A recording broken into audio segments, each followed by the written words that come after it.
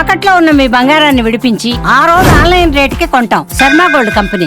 దేశవ్యాప్తంగా commercial gas సిలిండర్ల కొరత హైదరాబాద్ నగరంలో కూడా ఇప్పుడు వెంటాడుతుంది. ముఖ్యంగా హైదరాబాద్ లో ఉన్నటువంటి అనేక ప్రైవేట్ హాస్టల్స్ లో యాజమాన్యాలు ఇబ్బంది పడుతున్నాయి. సిలిండర్స్ కొరతతోటి ఆ హాస్టల్లో ఉండేటువంటి పిల్లలకి ఫుడ్ పెట్టడానికి కూడా ఇబ్బంది పడుతున్నటువంటి పరిస్థితులు ఏర్పడ్డాయి.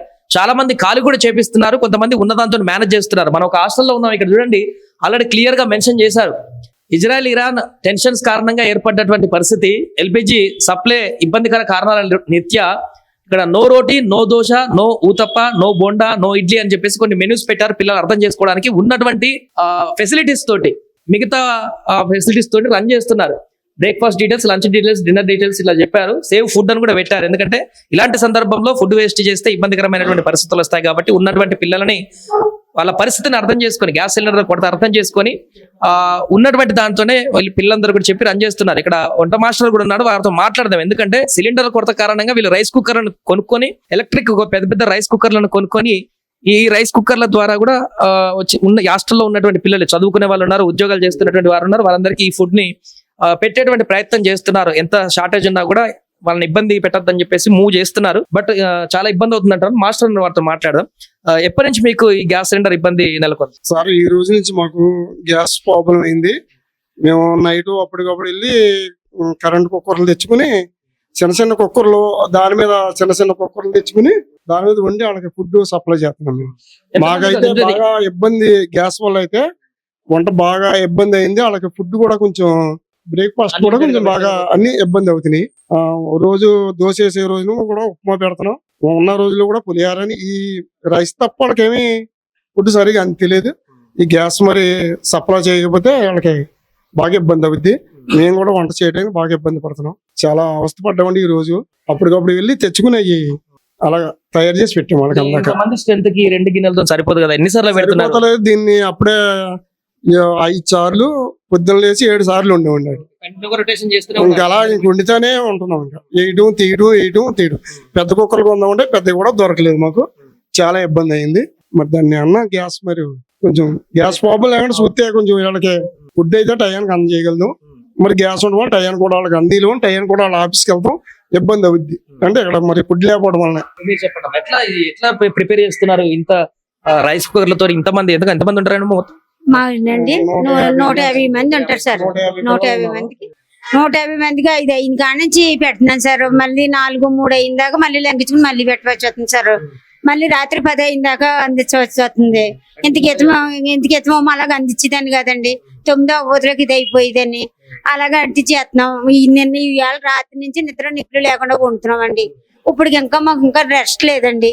ఎంతకైతే రెస్ట్ ఉండేదండి. గ్యాస్ ప్రాబ్లం వల్ల రెస్ట్ అసలు ఏమి లేదండి. చాలా ఇబ్బంది అయిపోతుంది సార్. మరి మాకు గ్యాస్ మాత్రం తొందరగా ఇస్తే మా పిల్లలు మాత్రం కొంచెం మంచిగా చూసుకుంటామండి. మా పిల్లలు టిఫిన్ లేక అన్ని గోలెట్టేస్తున్నారండి. మా పిల్లలు మరి ఆఫీసులకు వెళ్ళినా కొంతమంది మానేసారండి. వాళ్ళ టిఫిన్ లేక అందుక సరిగా చేశారు. ఇప్పుడు వచ్చారండి మళ్ళీ మా పిల్లలు. వాళ్ళకి ఇబ్బంది అయిపోతుంది. అంటే మాకు ఎలాగైతే మేము ఏమన్నా పై దరఖాస్తు చేస్తామంటున్నారు మా పిల్లలు. వద్దు బాబా చూద్దాం ఉండండి, ఇలా రూపం అంతకి లేకపోతే ధర్మస్ చేద్దామని మా పిల్లలతో చెప్పేవండి. తర్వాత కట్టెలు పోయి పెట్టుకున్నామండి. అరేంజ్ చేస్తున్నారు కట్టెల పోయి త్వరగా వండి పెడదామని కట్టెలు పోయి పెడుతున్నామండి. ఇంకా కట్టెల పోయి రెడీ చేస్తున్నామండి. మళ్ళీ ఏంటంటే ఆ కుక్కర్లో సరిపోవడం లేదు, వాటి వల్ల మాకు ఇబ్బంది అవుతుంది. సరే, దీని త్వరగా అందిద్దాం వాళ్ళకి అని చెప్పి అది కట్టెలపై తయారు చేస్తున్నాం. అన్ని హాస్టల్లో ఇదే పరిస్థితి ఉంది బాబాయ్. ఎలా ఉంది మరి ఉన్న హాస్టల్, అది మా హాస్టల్ ఇబ్బంది ఎలా ఉంది మాకు, మరి మిగతా హాస్టల్ కూడా అలాగే ఉండొచ్చు. కొంతమంది పిల్లలు ఉన్నారు, వారితో కూడా మాట్లాడదాం. ఇక్కడ వాళ్ళు ఎలాంటి ఇబ్బందులు ఎదుర్కొంటున్నారు? లక్ష్మణ్.